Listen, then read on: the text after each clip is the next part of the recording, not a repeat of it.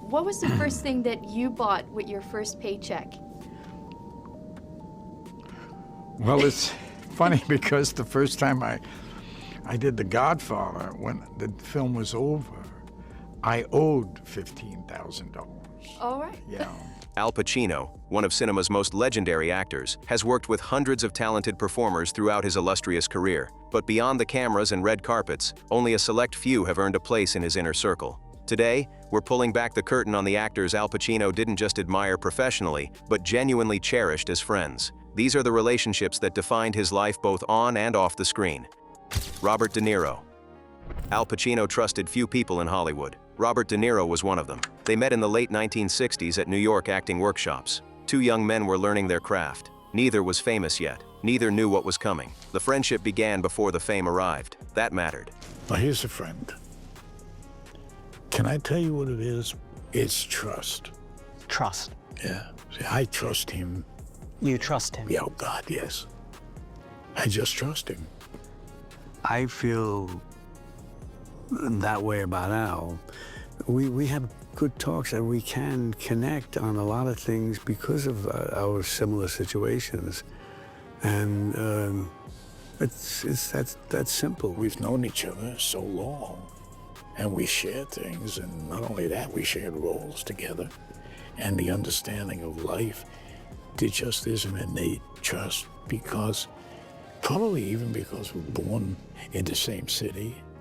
I knew it early on. We were close when all that stuff started happening to us, meaning 50 years passed. The bond remained. Most Hollywood friendships don't survive success. Pacino and De Niro's did. They watched each other rise. They watched each other struggle. They stayed. The work came later. Heat arrived in 1995. Fans had waited decades to see them share the screen. The diner scene delivered what was promised. Two masters sat across a table. Minimal movement, maximum presence. The delay made it sacred. Righteous Kill followed in 2008. They played aging detectives. They were aging actors. The chemistry hadn't faded. The years between projects didn't matter. The foundation held. Then came The Irishman in 2019. Scorsese brought them together again. 3.5 hours. De-aging technology. A meditation on time, loyalty, and regret. Pacino played Jimmy Hoffa. De Niro played Frank Sheeran. The film asked what endures when everything else fades. Their friendship answered. What made it work wasn't the films. It was what happened between them. Pacino faced personal challenges. De Niro was there. De Niro faced his own struggles. Pacino remained. That's the difference between colleagues and brothers. The Montclair campaign proved it. Two men in their 80s celebrated 5 decades together. Not for publicity, for truth. The images showed what words couldn't capture. Comfort, history, trust. Interviews revealed the rest. Pacino spoke carefully about most people. About De Niro, he spoke differently. Mutual respect wasn't performed, it was foundational. De Niro said less, he always did, but his actions confirmed everything. This wasn't networking, this wasn't strategy. This was two men who met before the world knew their names and chose to remain constant. Hollywood destroys most bonds. Fame isolates. Success breeds competition. Ego fractures loyalty. Pacino and De Niro proved the exception. They started as peers, they remained as equals. The friendship didn't survive despite the fame. It survived because it existed before the fame mattered. 50 years. That's not common. That's not accidental. That's a choice made again and again. Robert De Niro wasn't just someone Al Pacino liked, he was someone Al Pacino kept. So that's what 50 years of loyalty looks like. But De Niro wasn't the only one who shaped Pacino's understanding of friendship, and the deepest bond might have been the shortest. Which brings us to the friend Pacino lost too soon. John Cazale. Al Pacino met John Cazale during the formative years, before The Godfather, before the fame changed everything. They were young actors in New York. They were building something. The connection mattered immediately. Cazale understood the work. He understood what it cost. He understood Pacino in ways few others did. what mattered was the plank and the passion. You know, the plank being the stage and the passion, and that's what he had. And I remember we were casting Dog Day, and Sidney Lumet wanted a 19-year-old boy. He thought that would be very important, and he was sort of right in a way. You know, when the younger boy who goes to this bank and is then shot.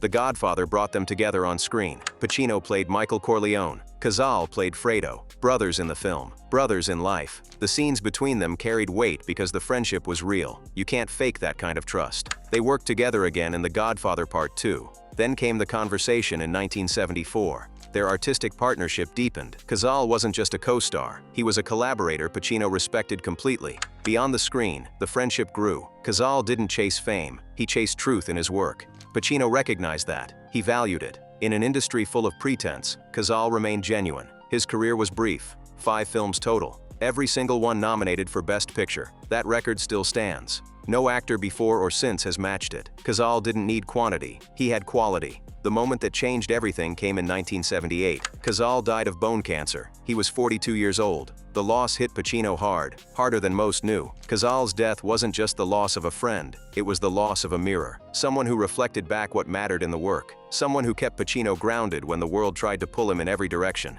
The impact lasted.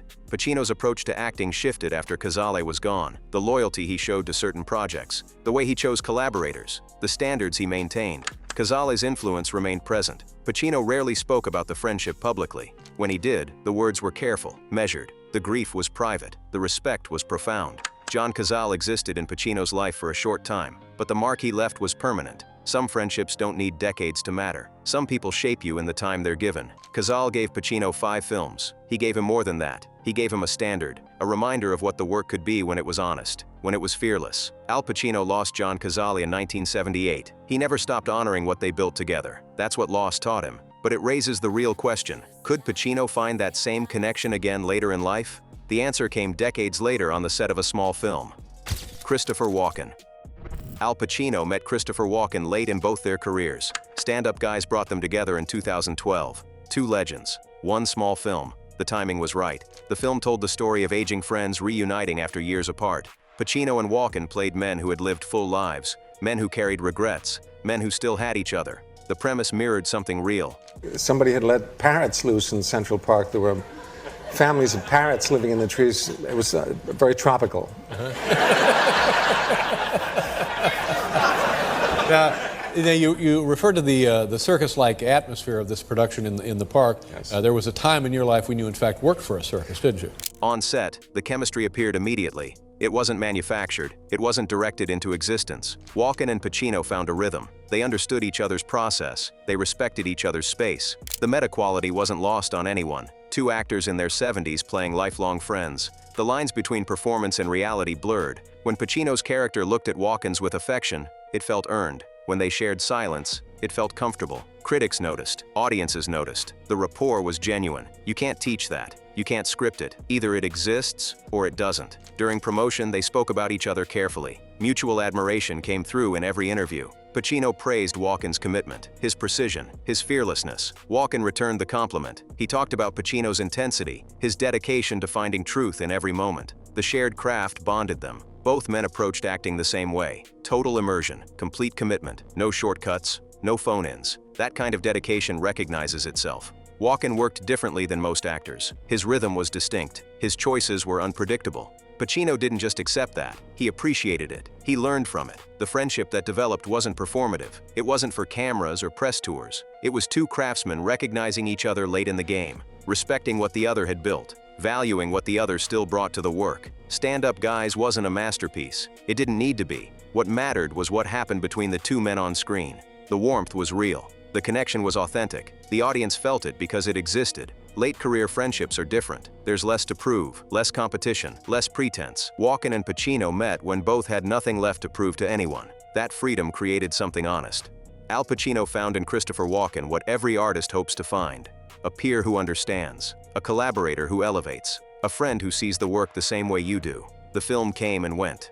The friendship remained. But Walken wasn't the only one who shared Pacino's commitment to craft. There was someone who'd been protecting that commitment from the very beginning.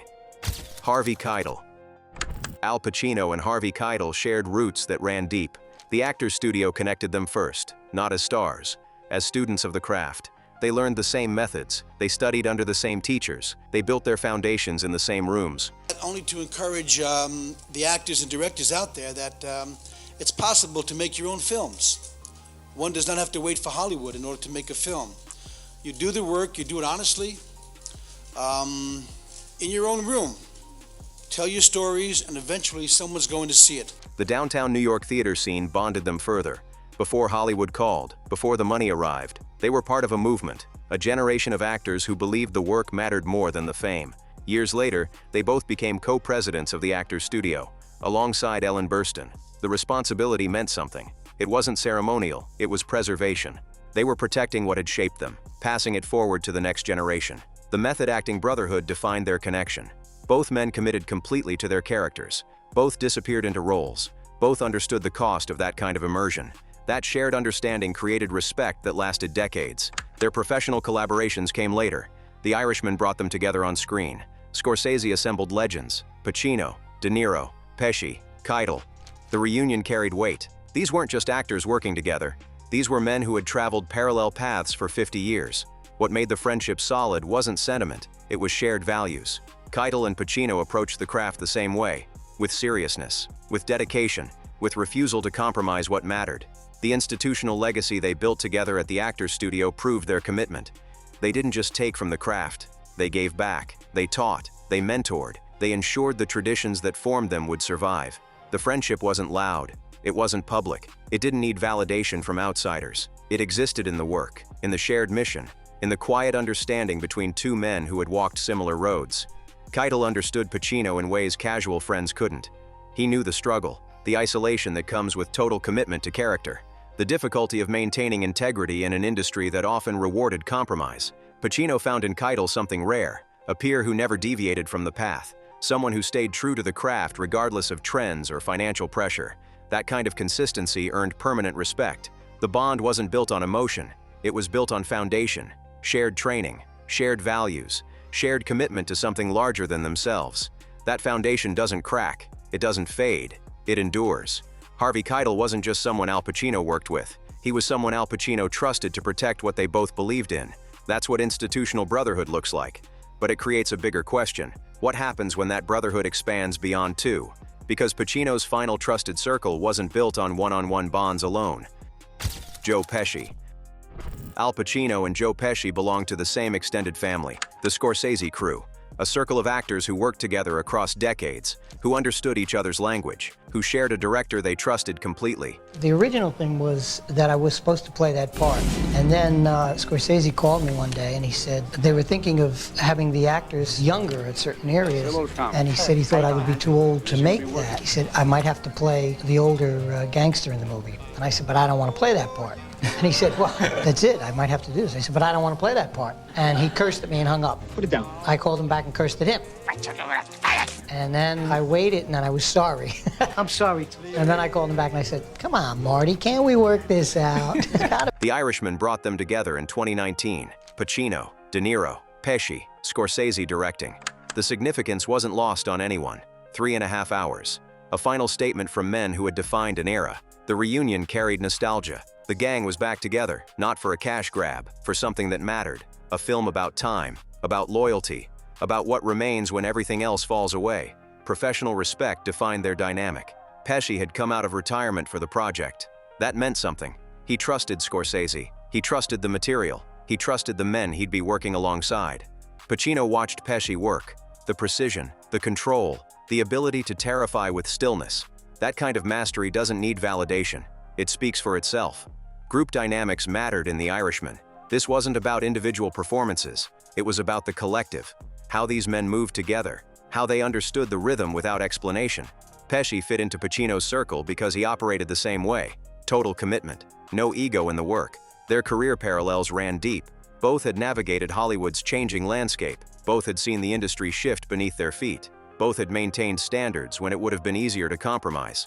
Pesci chose his projects carefully. Pacino did the same. That selectivity created mutual respect. They both understood what it meant to say no, to walk away from money, to protect the legacy they'd built. The camaraderie wasn't manufactured for press tours. It existed in the work, in the scenes they shared, in the trust required to create something honest together. What made Pesci important to Pacino wasn't just friendship, it was recognition. One craftsman seeing another, one master acknowledging another. That acknowledgement didn't need words. It lived in the performance. The Irishman proved what they all knew. That talent doesn't fade if you protect it. That standards matter. That the work still means something when the right people come together.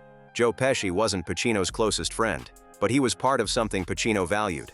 A brotherhood of actors who refused to compromise, who stayed true to the craft, who showed up when it mattered.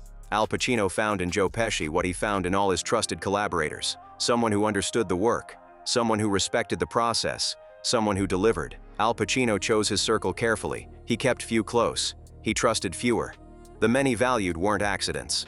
They were deliberate choices. De Niro, Cazale, Walken, Keitel, Pesci, each represented something essential: loyalty, truth, craft, commitment. Hollywood destroys most friendships. Pacino's survived because they were built on foundation, not convenience. The question remains, was his selectivity wisdom or isolation? Did he protect what mattered, or did he close himself off from what he feared? You decide.